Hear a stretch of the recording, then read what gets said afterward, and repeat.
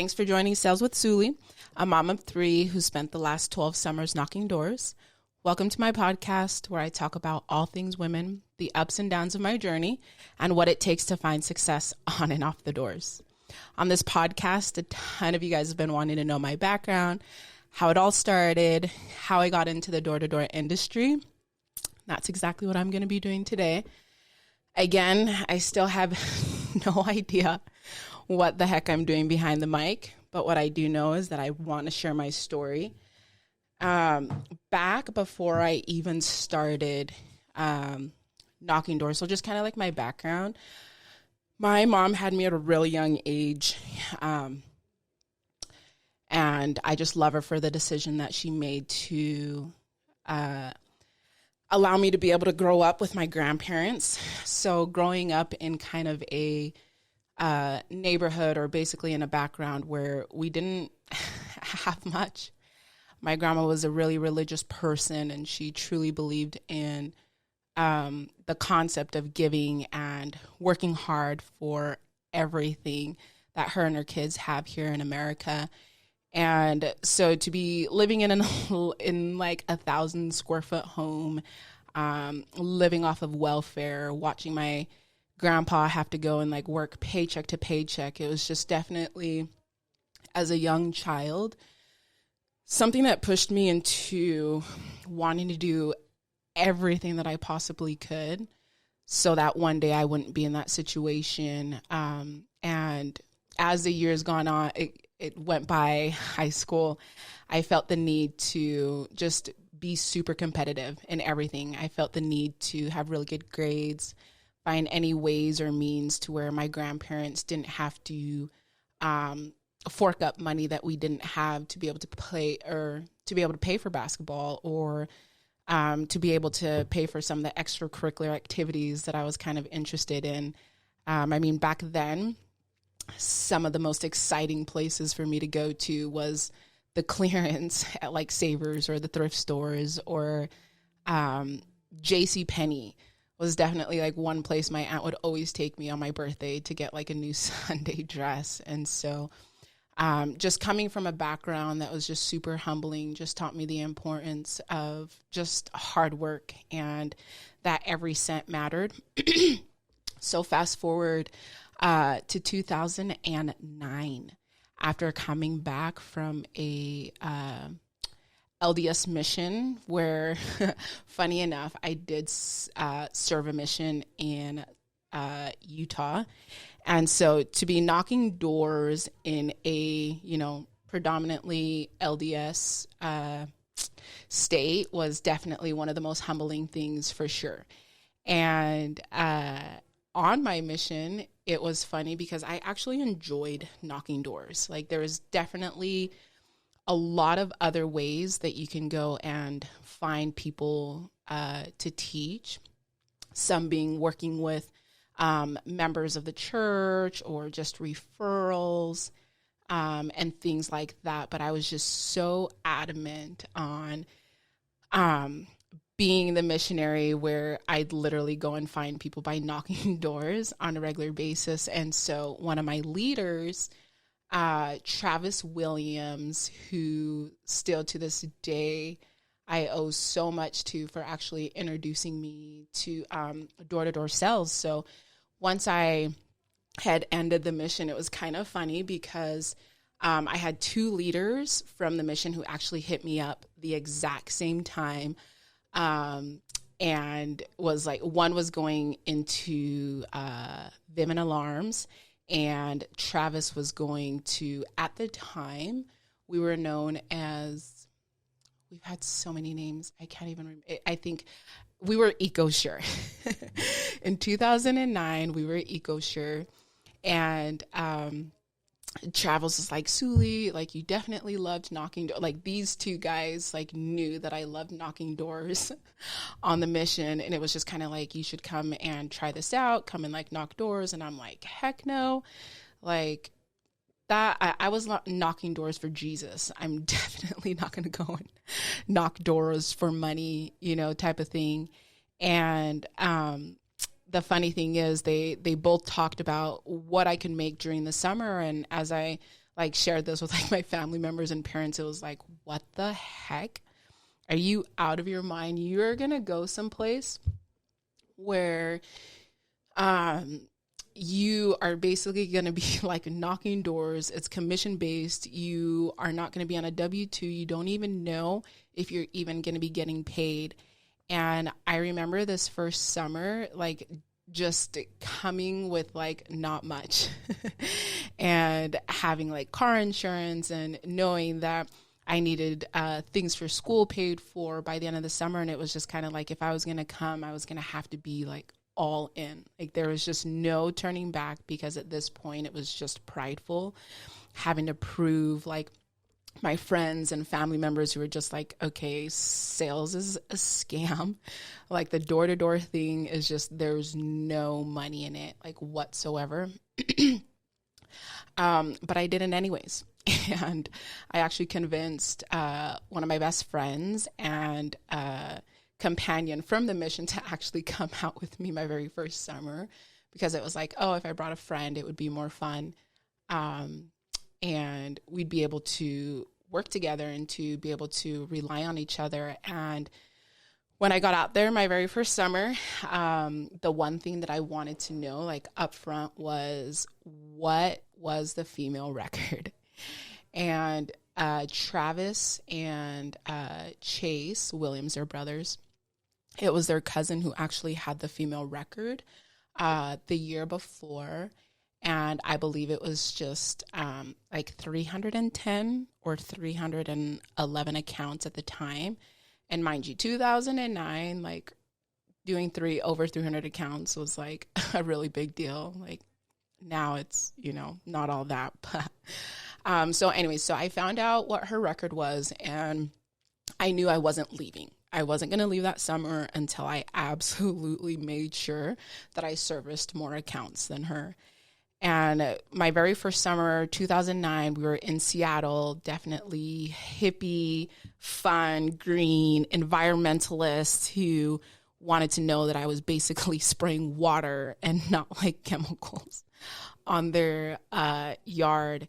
And I remember just shadowing one of the team leaders on the team and was like, holy heck, like, he was I just idolized him. I was like, holy cow. Like he literally sold every single person that we talked to. And I was like, I'm going to be that same exact way. So finally they let me loose. And on my very second day of actually knocking doors, I had sold 11 accounts.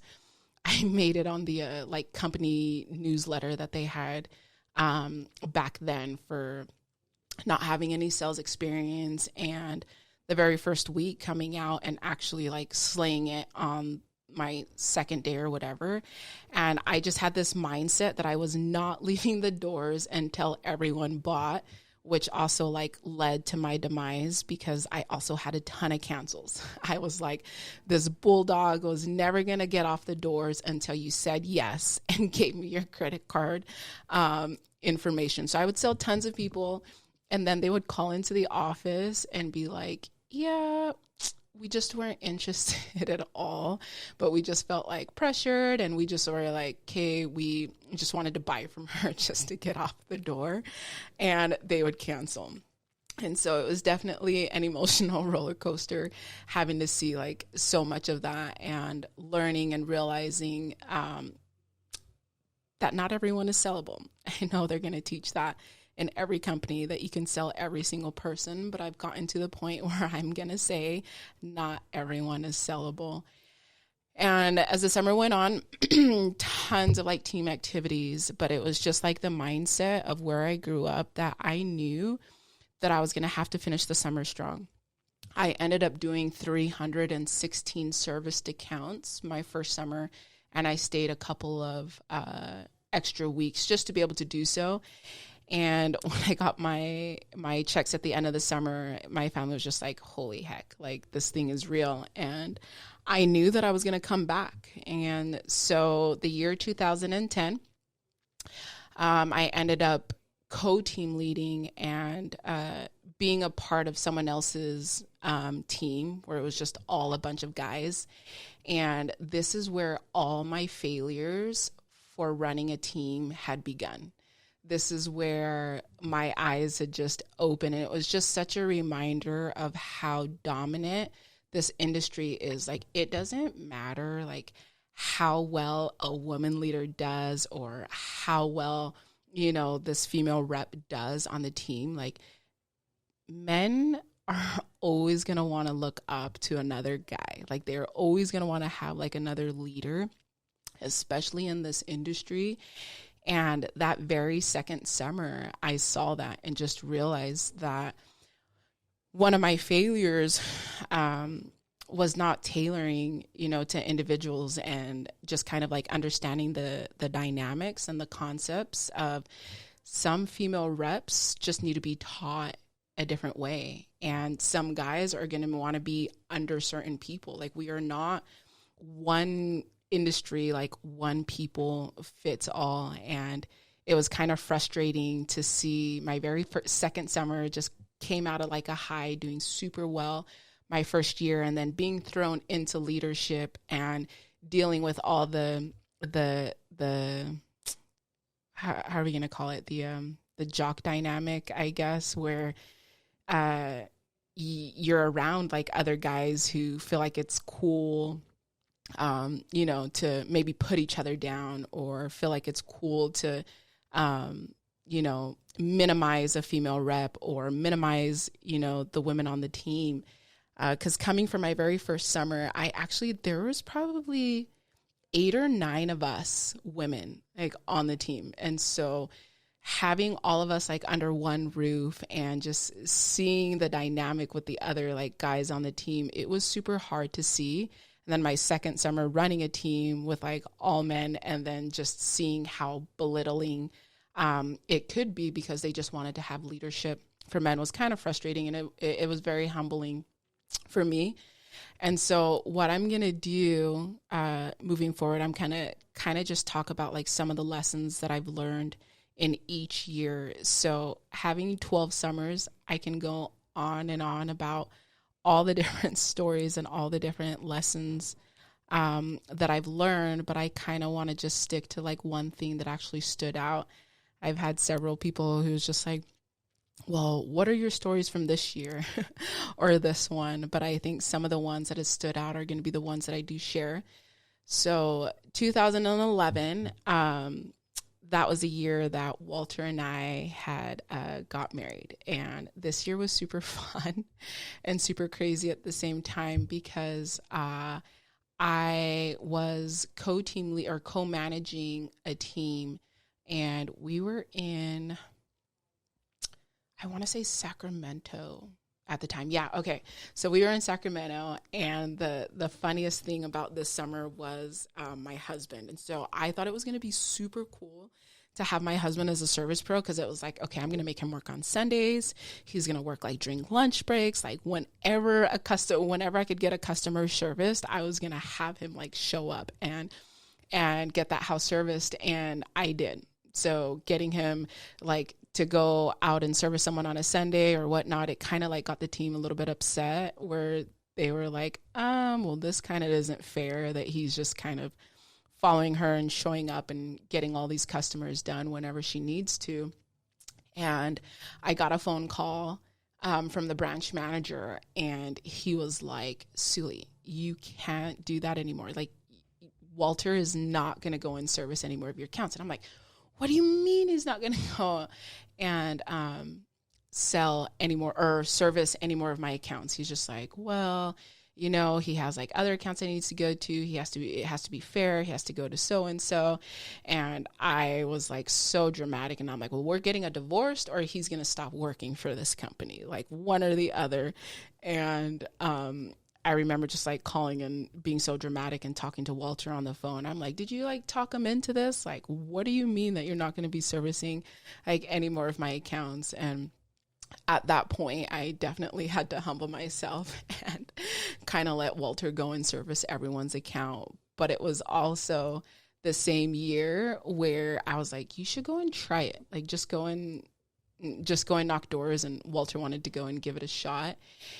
And he and I, being the complete opposites, he went and gave it a shot. On the first door, it was just kind of like, hey, like, what do you want, like, kind of thing. And Walter was just kind of a little, oh no, just sorry to bug you kind of thing. And I'm like, okay, on the next door, this is what the person's going to say.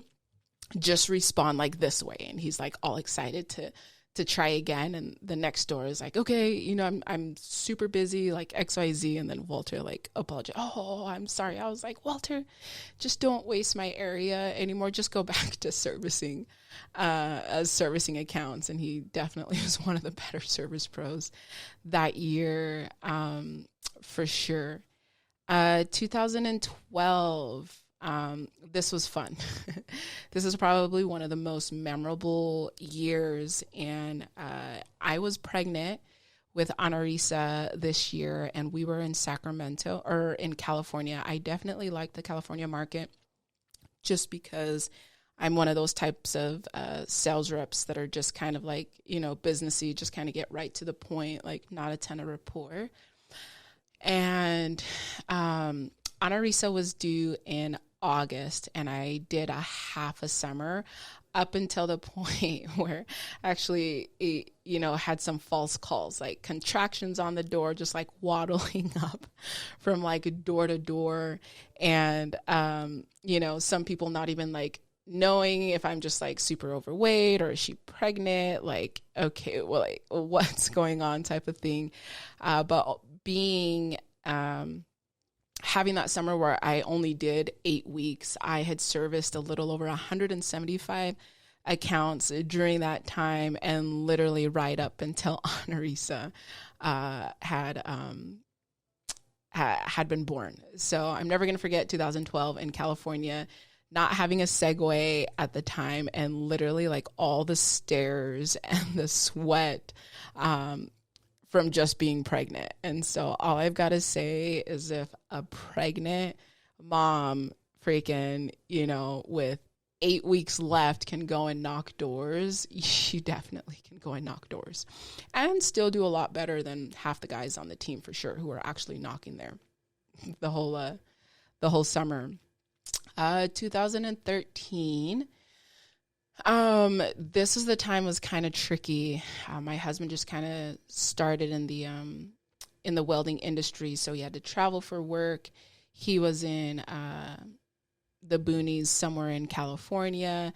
My kids were actually being watched by their aunts in Utah, and my brother and his best friend this year actually wanted to give sales a shot. And so while my husband is in like California, my kids in Utah, I'm flying back and forth between Utah and California so that I can, get my brother situated and basically like help their team. At the time, like working with a sibling can be so fun, so competitive, so annoying, so exhausting, and all the things for sure.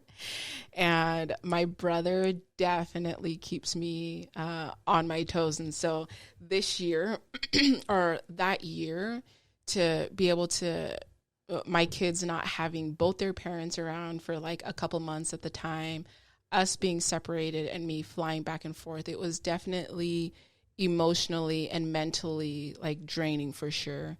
And a lot of times, like, and especially like during this year, 2013, just hearing a lot of excuses and just different reasons of why people felt like they couldn't be on the doors, or felt like, they didn't want that car partner during the time. For me, always looking back at like my kids and just kind of like reminding myself where I came from, where I started, and where I never wanted my kids to be.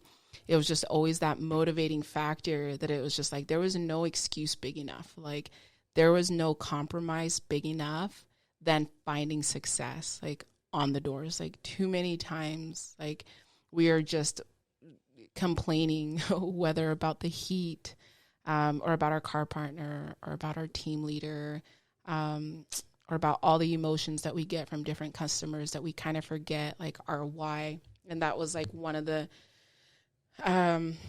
one of the determining factors for 2013 and why I felt like this was just something that I wanted to keep doing, wanted to keep like sacrificing because I knew eventually it was going to pay off. Which led to like the next couple of years. I think like 2014 to 2015, having my sister come and actually knock and, you know, realizing that some relationships during the summer can be like super rough because we're just spending all of our time. Like to be super successful on the doors, there is legitimately no kind of balance. And during this time period, it was just super hard. Like I felt like I wasn't the best wife or the best sister or the best mother because all I was doing was legitimately just focusing on the doors. And this time in my life, I hadn't even quite figured out like balancing. I feel like I didn't even like know myself during that time. It was just more like bulldozing through emotions, just kind of like boxing everything up. And that's what's hard being in a male-dominated industry is men, they do a really good job at compartmentalizing in the sense of they can just like punch each other a couple times and it's just like, dude, like get over it. And they really do get over it and move on. That's why there's just a lot more men who are successful in this industry than women because I believe that factor. But as the years go on and I understand the importance of compartmentalizing, it's definitely a concept that can be taught to male or female for all of us to be able to find success on the doors. And I still, in 2015 or 16, I hadn't figured it out yet. There was no such thing as compartmentalizing for me. It was just a matter of just putting everything in a box, fitting in with the guys and just kind of like putting my emotions on the side because I didn't want to be known as like, you know, that girl who always complained or that girl who always cried or that girl who always whined. It was just we're in an environment where we feel like we have to keep up with the guys. And this went on with me, especially in 2016 and 2017. These were the years that I tried team or just managing a team on my own. And it was definitely a lot of failures, feeling like I had to live up to like what all these other managers are doing. Like I had to be like this type of manager. And at this point of my life, I didn't even know what I wanted. I didn't even know who Suli was. I was just trying to just fit in with a group of guys or just be that team leader or manager that men were looking for, but I haven't even like realized what I needed during that time. And I talk a lot like now with my girls on our one-on-one coaching and how like the first several years of my of when I started in the door-to-door industry, because there just isn't a lot of women in this space, we're definitely like put up against each other. And so not having girls on my team, but seeing across the country, it was just like, oh, there's this girl on this team, there's this girl on this team, and she's doing this many accounts. Like, Sue, you have to be better than her. You have to be the best. You have to sell more. You have to do all those things. And it just plays with you emotionally to where it was just competition, like all the time. And I feel like it's a lot easier for women, especially in this industry, for us to compare ourselves with each other. And it's frustrating for me to look back now on how I played into that role of not reaching out to other women and helping them and bringing them into the top. And in 2017, this was one of the,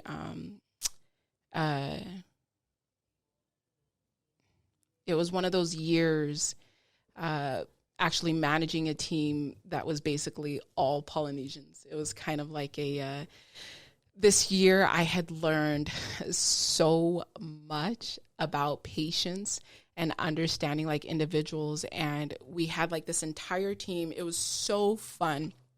Just a bunch of like married reps, like girls, guys. But I think we spent more time trying to have fun and please each other that we kind of forgot, you know, why we were there. And that year actually was frustrating for me in the sense of understanding and realizing just all the backbiting with numbers and how cutthroat this industry really is.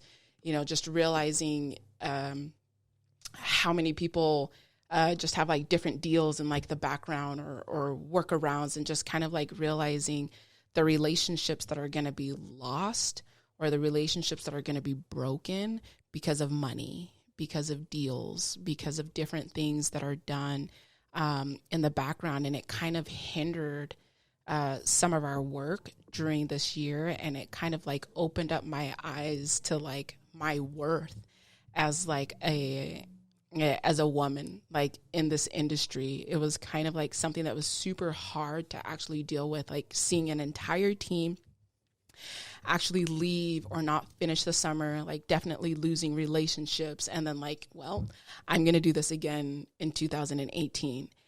And 2018 was the year. A lot of people always ask, hey, like, as a woman, are you ever nervous, like knocking doors? Like, as a Black woman, are you ever nervous about knocking doors? And it legitimately, until the year 2018, knocking in New Jersey, I forgot about the color of my skin until actually knocking here in New Jersey.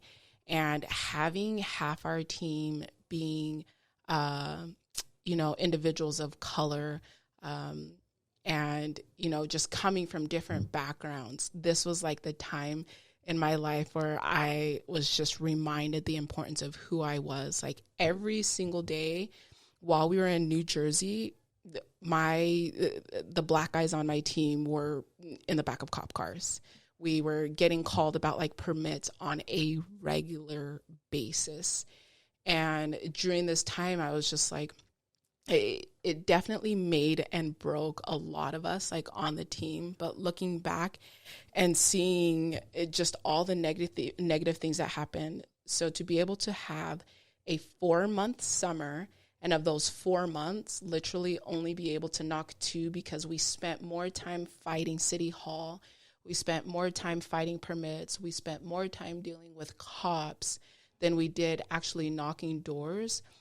It was so draining, as a female manager. And then on top of that, also, trying to be an example. A lot of things happened this year, but I can't forget the simple fact, despite color, despite the fact of being in cop cars, despite having to go and like actually bail reps out of jail, not for doing anything besides knocking doors, like just simply knocking doors. It's just something that's not common in the state of New Jersey. I actually had my highest revenue summer was that year, despite everything that had happened. My highest contract values like happened that year, but also basically losing half the team to alarms that same exact year. And a lot of times when I do look back at that summer, it's either reminded of it, the importance of like, it doesn't matter like who you are or where you are. People who don't know you are going to judge. And I had never been more worried for my life on the doors than I was in New Jersey, and we were knocking in upscale things. And so to be a woman during that time and to be able to see that happen, I look back now and I'm super excited for the things that we were able to accomplish, and being able to just simply finish the summer was something fun to be able to say, but just being able to just like have those memories and knowing that there's still a lot of work to be done. There's still a lot in society. There's still a lot of people who don't understand the dynamics of people just trying to feed their family, of people just trying to find success.